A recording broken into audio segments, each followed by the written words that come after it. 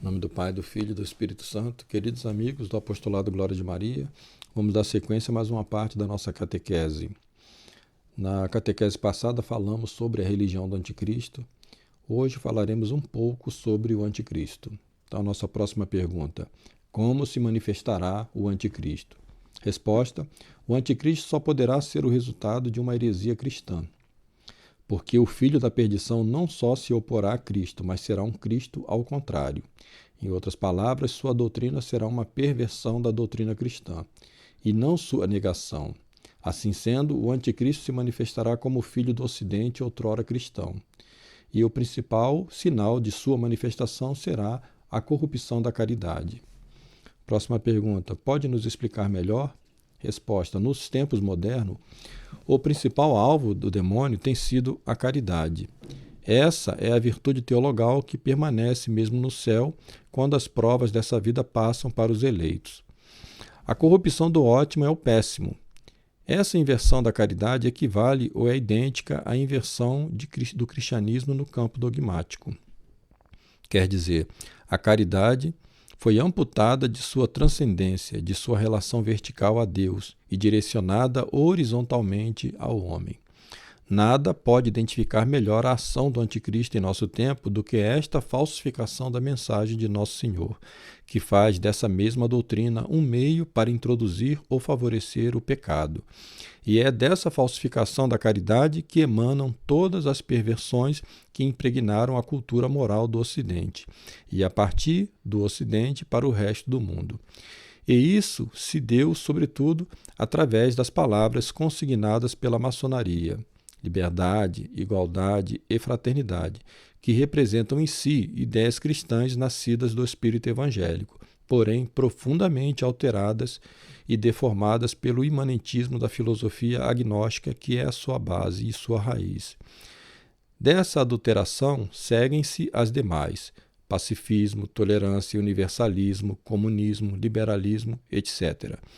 Essa caridade invertida é o motor e o alimento de toda a perversão moral que se consuma através de sua relação com a própria lei. Próxima pergunta: e qual relação há entre caridade e lei? Resposta: a doutrina de Nosso Senhor estabeleceu uma primazia decisiva do amor sobre a lei, que consolidou toda a ordem moral cristã. Nisto, Nosso Senhor Jesus Cristo não inovou, porque, de fato, o amor sobrepõe a lei. No entanto, no tempo de sua vinda, a lei havia se desconectado da caridade, convertendo-se em uma casuística e rigorista observação de preceitos legalistas, estabelecidos sobretudo pela seita farisaica. Por esse excessivo e minucioso sistema jurídico, a lei mesma se tornava impedimento para a verdadeira justiça. Por essa razão, Nosso Senhor condenava os fariseus nem sempre pelo que ensinavam, mas porque não praticavam o que ensinavam. A primazia do amor sobre a lei não significa a abolição da lei, mas o verdadeiro sentido da lei, que é a plenitude moral da natureza humana. A lei não pode ser má em si mesma, porque é a guia que orienta o homem à sua perfeição. Porém, deve ser dura e coercitiva. E assim deve ser não porque a lei é má, mas porque o homem o é, ou melhor dizendo, sua natureza está propensa ao mal. Assim nos ensina São Paulo na sua carta aos Romanos. Cito: porque sabemos que a lei é espiritual, porém eu sou carnal, vendido como escravo ao pecado, porque eu não sei o que faço, pois não faço o que quero, faço o que aborreço. E se faço o que não quero, reconheço que a lei é boa. Mas então não sou eu que o faço, mas o pecado que em mim habita. Fecha a citação. Como se pode depreender destas palavras, a lei deve ser cumprida. Se seu cumprimento se tem feito impossível, a culpa não é da lei, mas do homem que se inclina ao mal desde o pecado original. Porém, o que o homem não pode pela sua própria natureza decaída, o pode por amor, como ensina o Evangelho. Cito: aquele que ama cumpre toda a lei. Ou ainda, o amor é a plenitude da lei. Próxima pergunta: poderia nos explicar de que amor o apóstolo está falando, já que não está claro para o mundo atual o que é o amor? Resposta: de modo algum está o apóstolo se referindo ao amor dos amores humanos, aquele que tem a si mesmo por fim, aquele que, por ser todo ele voltado para o próprio homem, se afasta de sua fonte e, como um rio desviado, não corre em direção à grandeza do mar, mas ruma para um deserto. O Evangelho se refere, quando afirma a supremacia do amor sobre a lei, ao amor divino, que é o amor de Deus. E o amor de Deus tem dois sentidos. Primeiro, tem a Deus como objeto próprio, e segundo, procede de Deus. Esse é o amor infundido em nós pelo Espírito Santo, por isso não pertence à natureza. É um dom sobrenatural e gratuito que o homem não pode extrair de si mesmo. Apenas pedir e, uma vez recebido, colaborar com seu fluxo. Este é o amor que a Igreja, para não induzir a confusões de algum amor humano, sempre chamou caridade. Só este amor pode sobrepor-se à lei, porque é o amor que cumpre toda a lei, pois que é o amor a Deus, o autor da lei. Próxima pergunta. Como se deu essa corrupção da caridade? Resposta. Essa corrupção é a causa da perversão da própria alma ocidental, que antes era cristã, porque da afirmação de sua primazia sobre a lei passou-se, na modernidade, à oposição à própria lei. Porém, a caridade é um dom recebido do alto. A justiça legal, por outro lado, se consuma por um árduo trabalho humano, um trabalho no qual o homem vai adaptando-se muito gradativamente, habituando sua vontade ao cumprimento e aos ditames da lei. Porque tal é a justiça, virtude que impera dentre as demais virtudes cardeais, fortaleza, temperança, prudência. E quem a possui se torna justo, se justifica. A caridade é também virtude imperiosa, porque todas as demais virtudes devem segui-la, e toda a justiça natural, isto é, todas as leis humanas, devem submeter-se a esse amor a Deus, e é por esse amor que se cumpre sua justiça e o justo se faz santo. A caridade imanentizada e amor separado de sua orientação primeira a Deus, o Supremo Legislador, e rebaixado horizontalmente até os homens, se converteu em um pretexto para a violação dos mandamentos de Deus e de toda a ordem legal deles emanada.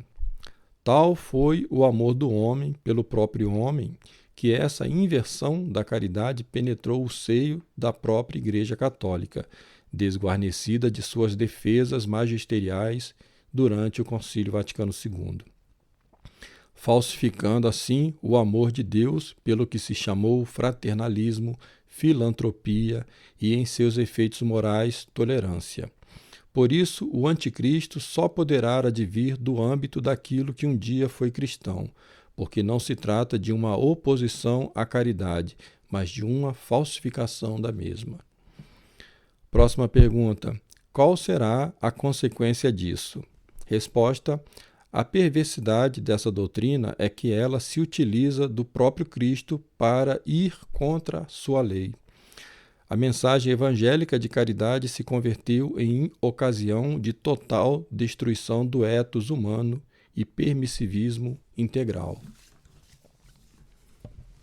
E assim faz-se do próprio Cristo ocasião de pecado.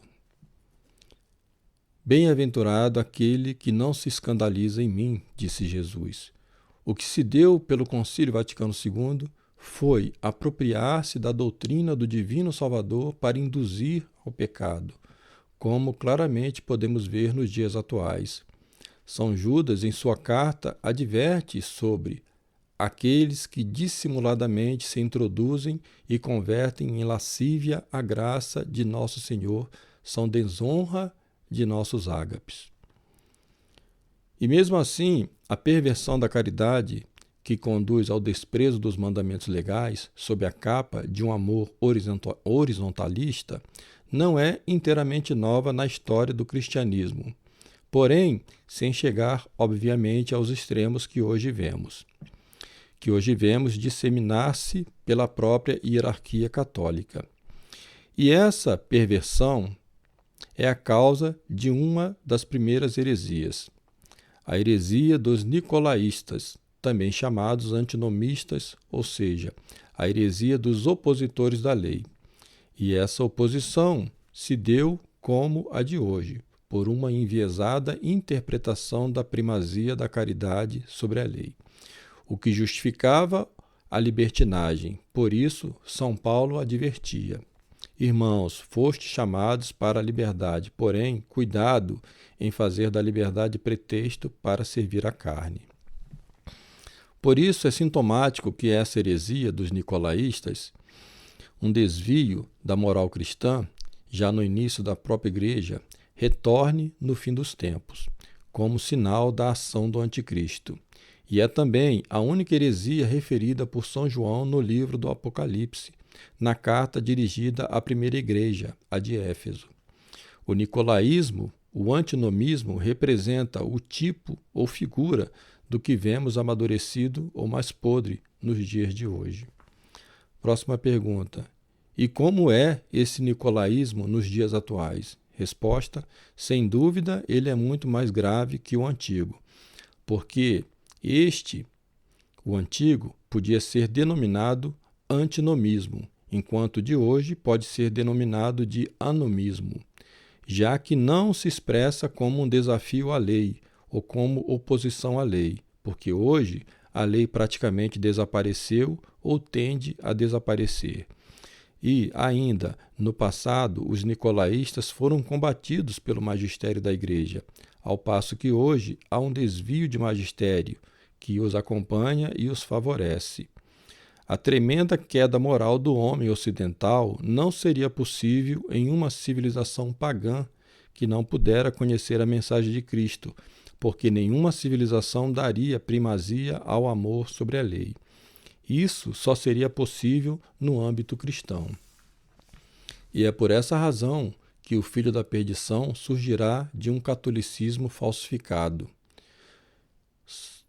São Paulo advertiu em sua segunda carta aos Tessalonicenses: é preciso que antes venha a apostasia, para só então se manifestar o filho da perdição. O anticristo, portanto, será filho de um reflexo invertido da caridade cristã, consumado por uma hierarquia apóstata através de um concílio ecumênico pastoral e não dogmático. Em nome do Pai, do Filho e do Espírito Santo.